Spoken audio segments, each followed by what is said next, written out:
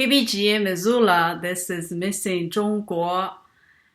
Today our show is the fourth element in the periodical chart, which is beryllium.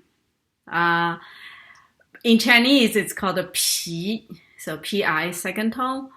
But since there are so many, because each Chinese character has only one syllable, so there are a lot of homophones. And if you take the four tones into consideration, there are even more words that sound like either p, p, p, or p. So that could mean, let me just give you some examples. Could mean a cloak, could mean criticize, could be skin, it could be explore, could be, anyway, a lot, like dozens of words can sound like this. So the way we distinguish them is to put them into words and, of course, into contexts. All right, let's talk about movies that have a relationship with what I said, some of the P sound. Well, what you reminded me of was the very first screenplay I ever wrote back in 1993, before even The X-Files was on television. I wrote a script called Men in Black that was a combination of UFO kind of script and Goodfellas. Well, by the time I finally got an agent in 1996, the silly version of Men in Black that the studios came up with was about to be released. The agent that I procured turned out to be remarkably stupid, and when he said we need to change the title of my script, I came up with several good titles, but he asked me, he said, what's the history of the Men in Black?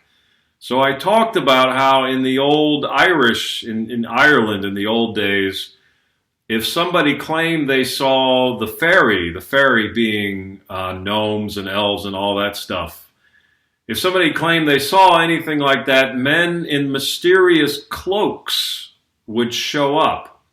So this stupid agent he insisted on changing the name to Cloaksman. Mm. And by some strange and unusual chance, the script did not sell.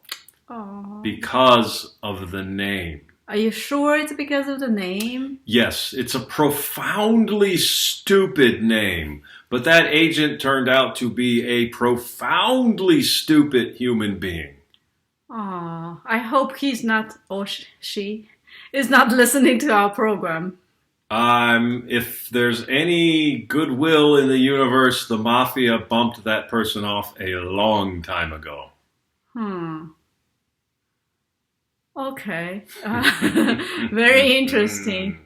Yeah, but we still, I hope your script will sell. Yes. With a better name, probably. Yes, I will be revamping it with a new name, a name that is very appropriate. Not only will it sell, I'll be directing it. So this gives us a very important lesson, which is names are very important, right? Actually, just a little bit about, so in China, I used to have a coworker in China who can tell your fortune by looking at your name. So you tell him your name, and you have to be like more than I guess 13, 14 years old. So that's like the name projects on you to make you someone that conforms to your name, I guess. I see. Yeah, interesting. I don't know. He tried to tell mine once. I'm not gonna say it to bother you guys. But anyway, enjoy the songs, and we have all kinds of um, words in the title that sounds as a P or P or P, but very different meanings. Enjoy!